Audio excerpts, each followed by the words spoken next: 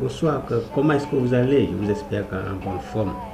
Vous cherchez un langage de développement ou bien vous voulez bien sûr commencer le développement d'applications, apprendre un langage, vous êtes sur le bon endroit, ISN Info, la chaîne de passion de code, la chaîne sur laquelle on fait des partages des connaissances de code dans tous les langages que vous voulez. Aujourd'hui, on va apprendre Python. Python, c'est un langage de développement des applications web, des applications. Beaucoup de choses on peut faire aujourd'hui avec Python. Là, on va juste voir comment est-ce qu'on peut avoir Python, télécharger Python et l'installer sur son poste et commencer les hostilités. Là, on vient sur, quand vous avez n'importe quel navigateur sur votre machine, vous tapez juste www.python.org ou bien Python c'est en anglais, et vous tomberez sur cette page là, cette plateforme là, plein de beaucoup de choses. Donc sans plus tarder, on va voir ce qui en est. Donc pour pouvoir télécharger, vous venez là. D'abord, il y a tout ce que vous voulez savoir à propos de Python avec les nouvelles et aussi tout ce que vous avez besoin pour pouvoir mieux comprendre et commencer à apprendre à programmer en Python. Vous pouvez télécharger ici, pour télécharger la version de votre plateforme, de votre système. Vous venez ici juste, vous prenez, si c'est sur le Windows, vous prenez Windows, si c'est macOS, vous prenez macOS, si c'est Android, vous prenez Android, si c'est autre chose comme Linux, Fedora, etc. Donc ici, il y a deux façons, deux paquets. Je vais parler brièvement de ça tout à l'heure. Python, Install Manager et Python, simple, ça c'est la version exécutable par exemple sur Windows, le système Windows, et la dernière version de Python en question est 3.14.2. Donc ici, vous cliquez dessus, selon votre système, vous cliquez dessus et vous pouvez pouvoir télécharger ça facilement et installer sur votre machine. Donc ici aussi, qu'est-ce que Python? Python a été développé quand? Pourquoi Python? Donc pourquoi Python? Python est aujourd'hui l'un des langages les plus populaires au monde.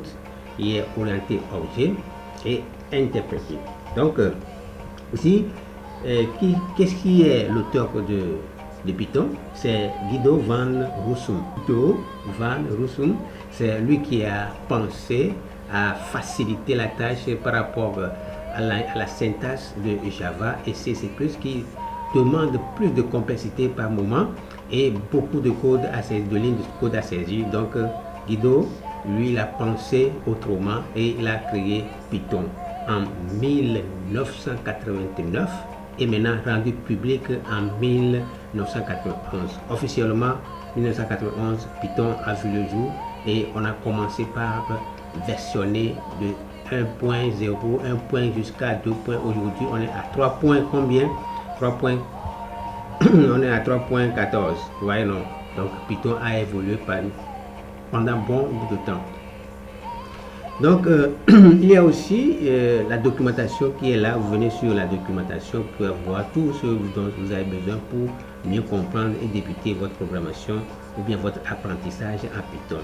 Vous venez là, il y a la communauté qui soutient, une bonne communauté qui soutient le langage de Python et vous avez toutes les informations, tout ce dont vous avez besoin. Vous venez sur leur forum, vous avez les informations, posez vos questions et vous serez satisfait. Il y a les conférences qui sont organisées, etc. Maintenant, section story, vous voulez savoir l'historique de Python, tout est là. Les événements, c'est-à-dire les nouveautés qui vont sortir dans les jours à venir ou bien qui sont déjà là, vous avez là les informations sur les news. Maintenant, les événements qui vont se réaliser, les conférences de presse ou bien les nouvelles sorties, vous venez là, ils vont toujours annoncer quelque chose dans cet intervalle-là. D'accord? Donc, Python est utilisé dans quel domaine? Plusieurs domaines.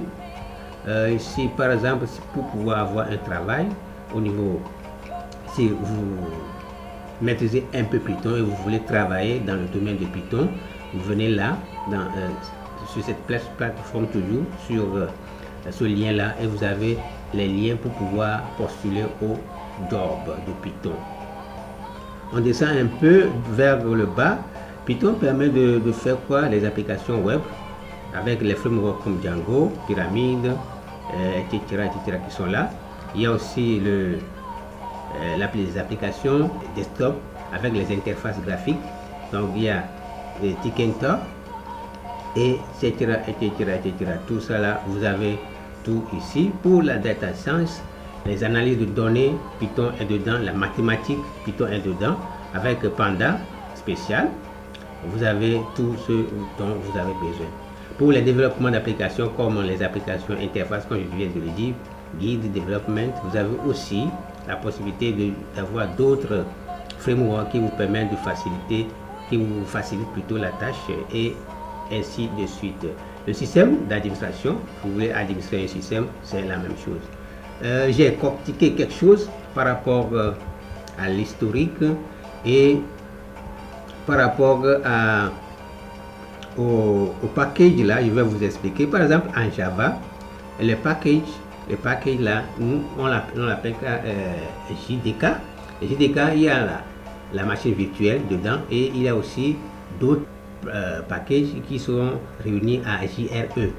D'accord? Et c'est la même chose ici. Donc, pour comparer ça, j'ai créé un petit PDF. Je vais rapidement vous montrer ça. Voilà l'historique.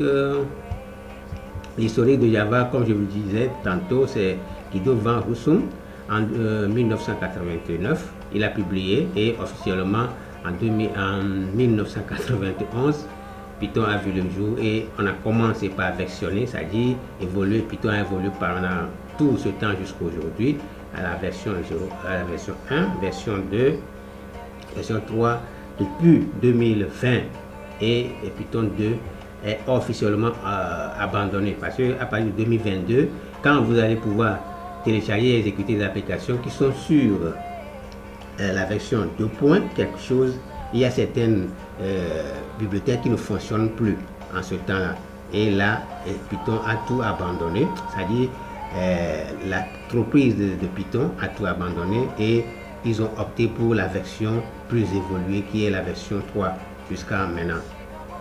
Donc aujourd'hui, Python est utilisé, comme je vous disais tantôt, dans le domaine du développement des applications web, comme Django pour framework, pour pouvoir faire beaucoup de choses avec Django, et Flask aussi. Donc dans les intelligences artificielles, Python est utilisé aujourd'hui dans l'automatisation des scripts des systèmes et des applications desktop. Donc la philosophie de Python, qu'est-ce que ça voudrait dire? Ce qui veut dire que, comme je vous disais tantôt, par rapport à la complexité du code au niveau, quand vous prenez par exemple Java, C++, C, JS même, vous allez voir que il faut écrire beaucoup de code, et des fois il y a plein de complexes, c'est-à-dire les choses sont un peu plus complexes. Donc il faut avoir la tête sur les épaules pour pouvoir mieux continuer avec Java. Donc lui, il a réfléchi que bon, moi je veux avoir quelque chose de plus simple, de plus facile à lire et efficace. Donc c'est pour ça il a opté pour Python, et il est arrivé à créer le langage là. Donc Python maintenant est très facile, est très facile et flexible, rapide à être mis en place et à exécuter dans toutes les plateformes dont vous allez pouvoir exécuter vos applications Python, et c'est très rapide. Par rapport à Java, Java est plutôt adapté aux entreprises, parce que Java est plus sécurité, robuste. Donc les grosses entreprises, les banques, donc c'est en ce sens que Java est mieux adapté dans ce domaine des entreprises, des petites et moyennes entreprises. Donc si c'est seulement pour la rapidité, la facilité du code, vous allez pouvoir apprendre Python rapidement et évoluer et gagner vos premiers euros. D'accord? Donc ce fichier, je vais l'ajouter à la vidéo si quelqu'un d'autre veut le voir. Bon, il y a plein des informations sur le net, hein. Donc je disais par rapport au package manager qui va pouvoir installer les bibliothèques et aussi le pipe. Pipe là, ça permet de pouvoir ajouter et faire les mises à jour de Python. Quand vous allez pouvoir faire une installation de Python, par exemple, si vous utilisez Django, et ça va pouvoir vous permettre de créer et de faire les mises à jour et des paquets, c'est-à-dire des bibliothèques que vous n'avez pas eu à installer au premier lancement. Donc c'est ce que ça voudrait dire. Donc avec ce package, la package manager, il y a l'environnement virtuel qui est ajouté et vous avez la possibilité d'avoir plusieurs versions par exemple, si vous utilisez Django, vous avez chaque application que vous créez avec ses bibliothèques, avec ses packages personnels. Donc il n'y a pas de conflit entre deux applications qui vont utiliser une version antérieure, une version récente pour avoir de conflit. Donc avec l'arrivée de l'environnement virtuel qui s'ajoute au package manager de Python, vous avez la possibilité de pouvoir scinder toutes vos applications dans des dossiers différents. D'accord? Donc là maintenant j'ai une petite comparaison, comparaison ici. J'ai créé un petit tableau là. Ici par exemple à la philosophie, comme on le dit, Java c'est un langage très fortement typé. Lui il se base sur le typage et l'orienté objet. C'est une architecture robuste et stable, c'est-à-dire très stable long terme. Donc Python privilégie la simplicité, la rapidité, le développement et la lisibilité du code. Bien sûr que le code Java aussi est lisible, mais il faut avoir la tête sur les épaules, comme je vous ai dit, pour pouvoir évoluer avec ça, pour pouvoir mieux comprendre. Et quand vous comprenez, c'est facile. Mais quand vous ne comprenez pas, c'est en ce moment où vous avez la tête qui va tourner de gauche à droite. Donc ici, les éléments, par exemple, quand on prend par exemple une application Java, il y a les dépendances qu'on va pouvoir gérer par Maven et Gradle. Et ces dépendances, souvent, on les crée dans un fichier pom.xml. Et si vous m'avez suivi dans certaines vidéos, surtout les dernières applications que je suis en train de faire, je l'ai toujours fait avec Maven, et vous avez la possibilité d'ajouter les bibliothèques sans pouvoir encore télécharger comme une application standard. Donc lui-même, il vous télécharge seulement les versions dont vous avez besoin de vos bibliothèques. Donc c'est la même chose. Donc Maven représente et Gradle ici représente pour Python Pipe. Donc et le fichier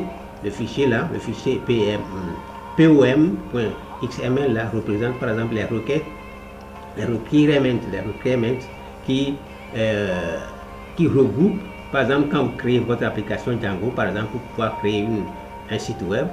Les requirements, c'est-à-dire que les bibliothèques nécessaires avec les versions que vous avez ajoutées à votre application Django, ils doivent vous figurer dedans. Donc par rapport à Java et à Python, il y a les frameworks. Les frameworks le plus utilisé aujourd'hui en Java, c'est Spring Boot. Spring Boot, ça vous facilite la vie facilement et ça rend tout très possiblement. Donc et de côté Java et de côté plutôt Python, vous avez Django et Fast API.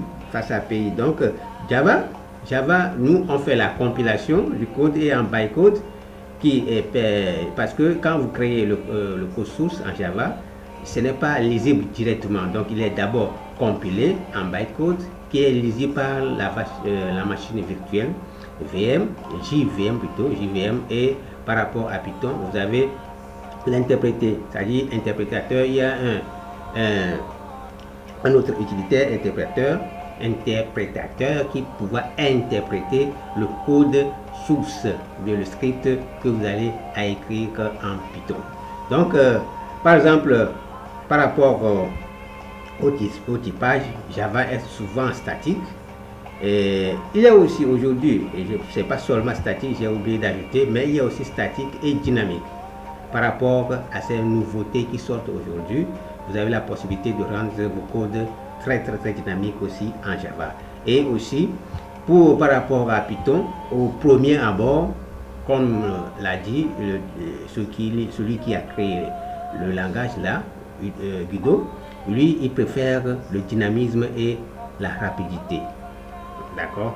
Donc c'est ça par rapport à la comparaison. Donc comme je vous disais tantôt, Maven par rapport à Pipe, Maven c'est pour Java et utiliser les fichiers. C'est juste une répétition ici que j'ai déjà expliqué tout ça là. Donc Maven utilise un fichier POM XML pour gérer les dépendances du cycle, le cycle de build et les packaging de même. Et Python aussi utilise Pipe avec les fichiers de requirements pour installer et verrouiller les versions. C'est-à-dire si vous avez deux applications, que vous avez des versions différentes, ça peut fonctionner avec leur environnement inclus. Donc en cas d'utilisation, comme je viens de vous le dire tout à l'heure, Java est plus utilisé en entreprise, dans les banques, dans les systèmes de banque, dans les applications plus critiques. Donc Python est excellent pour les startups, les automatisations, les intelligences artificielles, les API rapides et les outils internes. D'accord. Donc aujourd'hui, si vous voulez monter en compétence rapidement en Python, suivez cette vidéo et je vais pouvoir vous accompagner. Donc je vais pouvoir vous montrer comment vous pouvez installer Python. On revient ici, j'ai un autre dossier, oui, ici. Donc Python, on prend ça par exemple. Ici c'est une version précédente.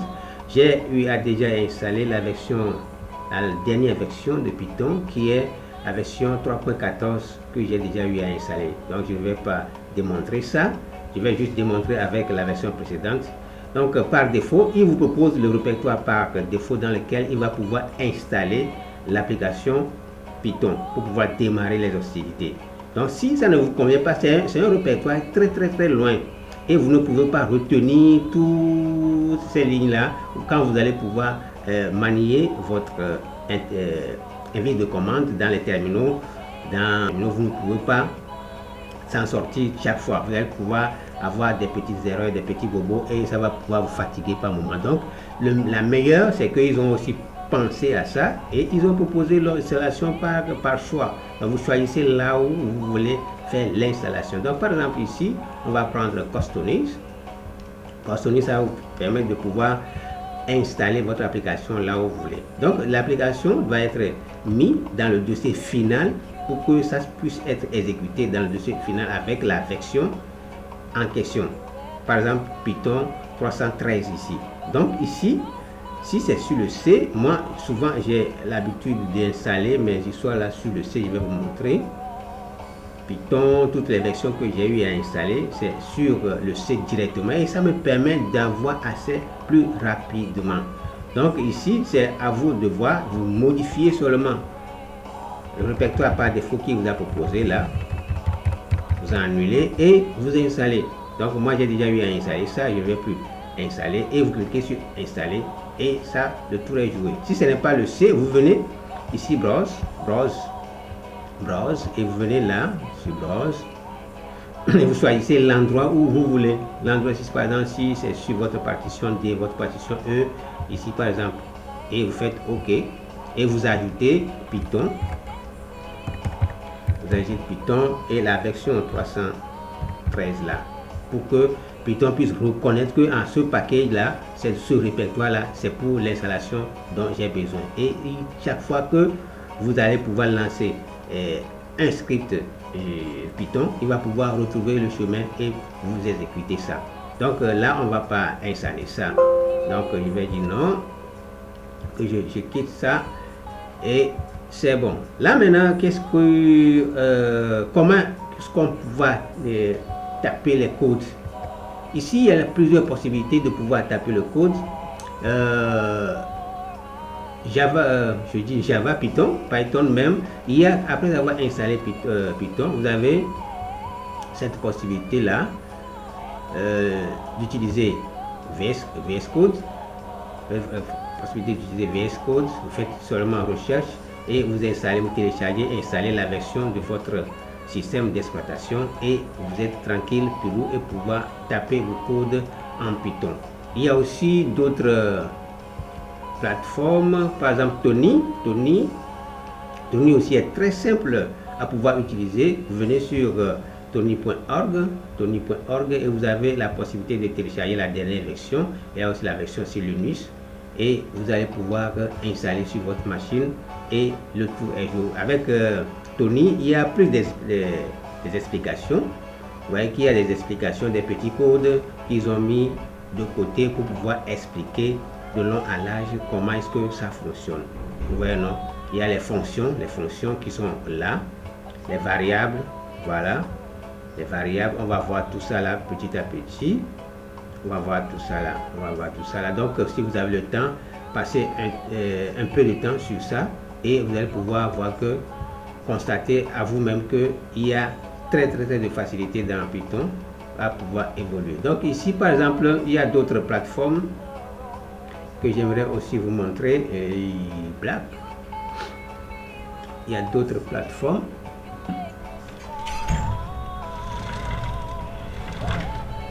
Il y a d'autres plateformes, d'autres éditeurs de code plutôt. Il y a plein ici. Par exemple, j'ai voulu vous montrer les 11 meilleurs, les 11 best, 11 best IDEs for Python developers in 2025. Okay, now when you go here, go down, you will see you have a VS Code Studio, Visual Studio Code. Vous avez PyCharm. PyCharm, c'est JetBrains qui a développé ça. Vous avez, c'est ça, c'est lui qui est là. Il y a pour la version payante et la version gratuite, la version communautaire qui a plus de limitations, et la version plus professionnelle est payante. Et vous allez pouvoir choisir ça. Vous allez aussi pouvoir utiliser lui là pour pouvoir intégrer, mais la meilleure, ils ont tous scindé, pour ne plus encore intégrer les bibliothèques, les plugins dans les IDE. Donc ils ont scindé tout et vous allez pouvoir utiliser seulement ça et faciliter la vie avec ça. Vous faciliter la vie avec ça pour pouvoir développer avec JavaScript aussi. On va en parler dans les jours à venir, etc. Donc c'est ça. Donc vous fouillez un peu et vous allez pouvoir découvrir que c'est très pratique et très simple. D'accord, ça c'est juste pour pouvoir vous montrer les IDE, les éditeurs de code que vous pouvez utiliser pour pouvoir créer vos applications, vos premières applications en Python. Là maintenant on va fermer cette plage là, on va l'enlever et on revient sur l'installation proprement dit de Python. Quand nous venons ici, idle là, AD 3.14, j'ai lancé plusieurs fois. Lui, je n'ai plus besoin, je vais le fermer. Et pour libérer un peu de mémoire, j'ai lancé 2 fois, c'est pas grave, on ferme un. Donc avec ça, c'est le shell, on appelle ça shell pour pouvoir écrire directement la réaction du langage et vous allez pouvoir voir. Par exemple, si je fais 5 plus 2, vous allez avoir le résultat 7. Je vais faire ici 8 fois 2, vous allez pouvoir voir, vous faites entrer, vous allez voir le 16 et vous faites ici 7 divisé par 2, vous allez voir le résultat au fur et à mesure. Par exemple, je veux pouvoir dire bonjour, que mon application affiche bonjour, je vais juste faire ici bonjour et je fais entrer. Vous allez voir que j'ai une erreur. Donc cette possibilité, quand vous allez pouvoir observer dans le code de Tony quelque part tout à l'heure, il a mis quoi? Il a mis quelque chose ici. Vous avez bien vu. Donc voilà, c'est la même chose qu'on va pouvoir utiliser. Donc ce n'est pas possible comme ça de pouvoir afficher les chaînes de caractères, les strings là comme ça. Donc pour pouvoir l'utiliser, pour pouvoir le faire, il faut les faire passer dans un code. Donc code ou bien double code. Bonjour et je fais entrer et il m'affiche le résultat bonjour. Vous pouvez aussi faire double quote. Pour faire aussi double quote. Bonsoir. Et il va pouvoir m'afficher avec bonsoir. Mais ici vous voyez que ça s'affiche avec encore les quotes. Mais seulement il change de couleur. Donc ce n'est pas bon. On ne peut pas utiliser ça comme ça pour pouvoir faire application. Donc pour pouvoir faire de grands travaux avec ce langage, on n'a pas besoin de pouvoir utiliser ça de cette manière. Donc on a besoin d'un éditeur de code qui pourra nous faciliter la vie pour aller plus rapidement. Donc c'est pour ça on va utiliser Tony. Je vais voir si je l'ai installé. Tony il est là. Ok, je l'ai installé. On va pouvoir utiliser pour faire nos premiers pas.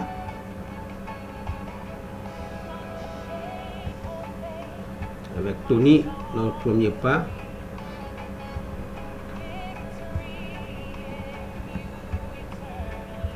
On va augmenter un peu. Donc ici par exemple, si je dis, je vais répéter la même chose, je dis par exemple hello et je fais entrer, vous allez voir que ici il a la possibilité de pouvoir exécuter le code, c'est-à-dire le script courant, le script dans lequel vous êtes, c'est ça qu'on appelle script. Et c'est ça qui est le... Et vous venez là, vous pouvez pouvoir exécuter le code là. Donc ou soit vous venez ici run et vous faites encore la même chose, F5. Donc il y a aussi la même possibilité au niveau de Python, mais de l'installation du Python même. Donc vous téléchargez votre éditeur de code Tony et vous avez la possibilité de commencer par écrire vos premiers codes. Donc là ici par exemple, ici Tony s'est lancé avec l'une de mes installations. On va pouvoir configurer d'abord avec l'une de mes configurations précédentes et vous avez vu que moi j'avais laissé l'installation là par défaut et il m'a mené très loin. Donc si je ne veux pas utiliser ça, qu'est-ce qu'il faut faire? Il faut que je dis à Tony, oh Tony, je ne veux pas ça. Donc je viens ici juste pour pouvoir changer la localisation de mon installation dont je veux pouvoir utiliser et faire les exécutions avec mon script. Donc je viens ici, je fais configuration de l'interprétateur. Donc Python c'est un langage interprété alors que Java est un langage compilé. Voilà, en bytecode avant de pouvoir être exécuté. Donc Python, lui, on l'interprète son script seulement. D'accord? Donc je vais pouvoir changer l'interprétateur qui est python.exe là. Donc je viens dans là où j'ai installé la dernière version, je vais pouvoir l'utiliser. C'est ça, 314, je prends Python.exe et je fais ouvrir et je fais OK.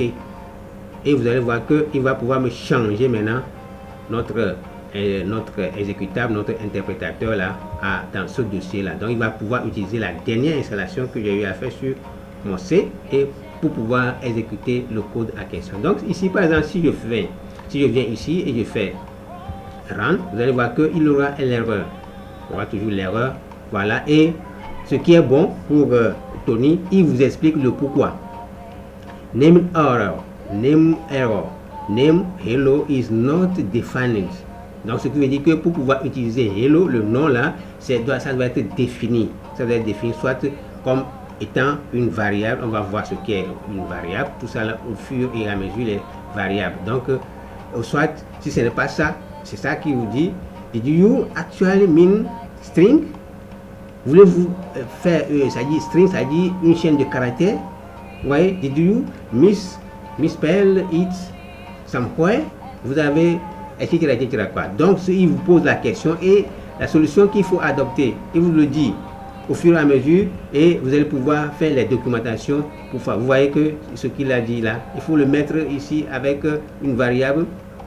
Il faut didn't mean a variable but literal text hello then surround it with quotes. C'est-à-dire si c'est ça que vous voulez, donc pour que ça puisse s'afficher, il faut faire quoi? De le mettre dans les quotes. Donc c'est ça qu'on va faire. On va mettre dans les quotes. Vous voyez non? Et on va encore exécuter. Vous allez voir ce qu'il va encore nous dire comme erreur. Au fur et à mesure comme ça, vous allez pouvoir habituer et pour ne pas, si votre application génère des erreurs ou bien ne réagit pas, il faut savoir que ça c'est ça qui se passe. Vous voyez non? Maintenant il dit run C $editor content, ce qui veut dire que il y a quoi? L'assistance est là, l'assistant du code des erreurs là qui est là, mais il ne réagit pas, ce qui veut dire que il a bien trouvé mais il attend autre chose. Bon, pour pouvoir imprimer ça à l'écran, c'est-à-dire pour pouvoir afficher ça à l'écran, il faut l'accompagner avec print. Donc, quand on avait commencé avec Python.2, c'était comme ça, on met juste print et vous lancez, ça va pouvoir partir, ça va pouvoir exécuter. Maintenant, on a abandonné cette syntaxe là et on est revenu sur les accolades, les parenthèses d'abord et les côtes à l'intérieur. Et là maintenant notre code est bien et quand on va pouvoir exécuter, vous allez pouvoir voir que ça va pouvoir nous afficher le hello là. Donc je descends un peu, je vais dire encore print bonjour. Bonjour Python.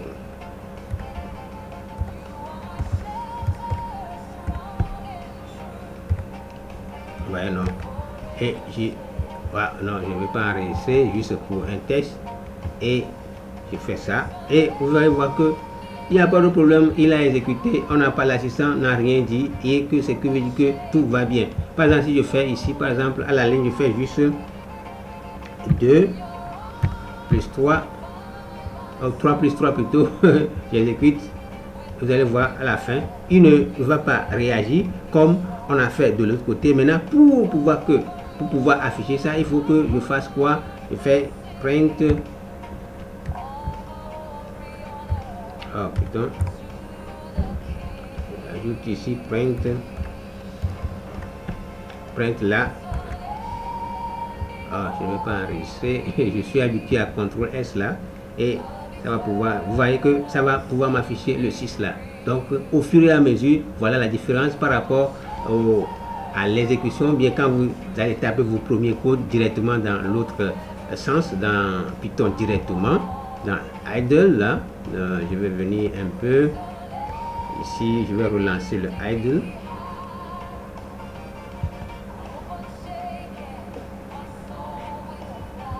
Donc dans idle là, comme je vais juste 5 plus 4, vous êtes 9. Et vous avez c'est la même chose ici. Voilà les différences. Donc, voilà les différences qui sont là. Et au fur et à mesure que vous allez pouvoir taper vos codes, vous allez pouvoir voir le résultat en bas. Donc, c'est ça qui est encore reporté ici pour aller en complément. Donc, pour mieux cerner tout ça là, on va utiliser un autre IDE, mais c'est dans une prochaine vidéo. Ça, c'est juste une petite introduction. Et avant de vous quitter, je vais aussi vous montrer aussi que Python, ils ont bien pensé à beaucoup de choses. Et par rapport ici, pour pouvoir avoir des exemples, vous n'avez pas la connexion Internet, mais vous travaillez sur un code et vous êtes un peu bloqué. Vous cherchez une solution. Vous venez ici, par exemple, vous venez ici à la documentation Intel. Ils ont tout mis ici. Ils ont tout mis. Donc, tout ce dont vous avez besoin, vous venez là. Tout ce que je vous ai expliqué tout à l'heure, c'est ça. C'est ça qui est là. C'est ça qu'ils ont mis tout. Vous lisez un à un. Vous allez pouvoir trouver tout. Venez là, ce que vous les menus, ce que vous voulez, tout ce que vous voulez. Vous venez ici et vous avez la possibilité de pouvoir vous en sortir facilement. Donc là, je ferme. Il y a encore autre chose que je vais vous montrer. Par exemple, les tutos démo. Par exemple, je vais aussi voir Python Doc. Vous allez pouvoir voir ce qui va nous sortir.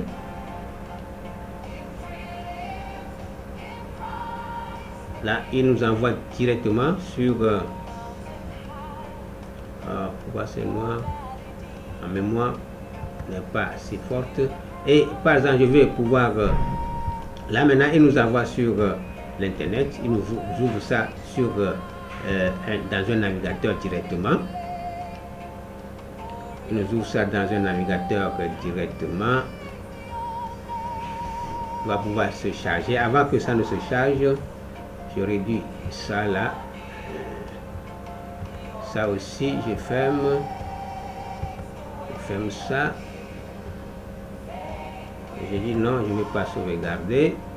Je viens là, par exemple, je viens dans tuto, Totoy tuto.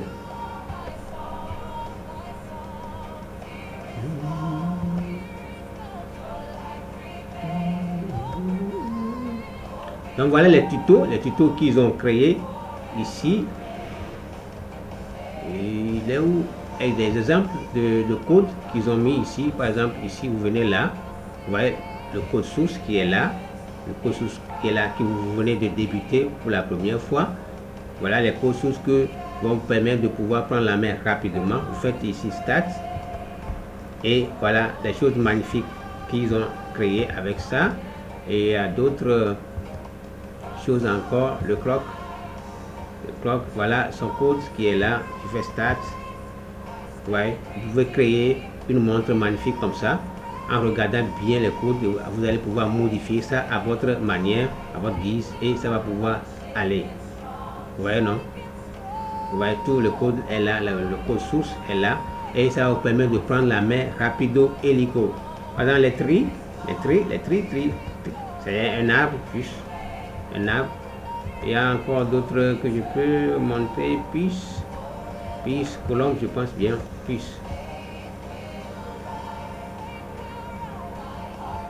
Ah, c'est pas ça. Donc voilà les choses que vous pouvez créer avec Python rapidement. Il y a encore quoi? Forest, column mix.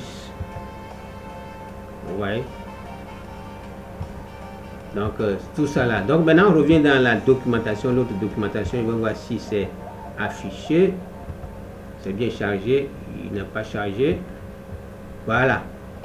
Donc tout dont vous avez besoin, venez là, tout est là, tout est là, comment installer, la documentation est là, et en plus de ça, si une fois que vous êtes connecté sur internet, tout ce dont vous avez besoin, vous pouvez commencer par le tutoriel là pour apprendre vous-même. Vous allez pouvoir apprendre sans avoir accès à l'internet. Vous avez toute la documentation qui est là et tout ce dont vous avez besoin, juste il faut se référencer et commencer.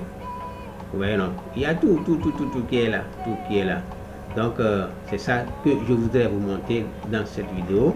Donc sur ce, ne vous inquiétez pas, on va partir de zéro, et au fur et à mesure qu'on va évoluer, vous allez pouvoir aussi comprendre les choses. Donc prochainement, on va pouvoir utiliser VS Code pour pouvoir faire nos premiers pas. Les IDE. Les IDE, ça permet de faciliter la tâche par rapport au syntaxe. Ici aussi, il y a la possibilité de pouvoir créer un autre fichier. Quand je viens par exemple ici, File, je fais New.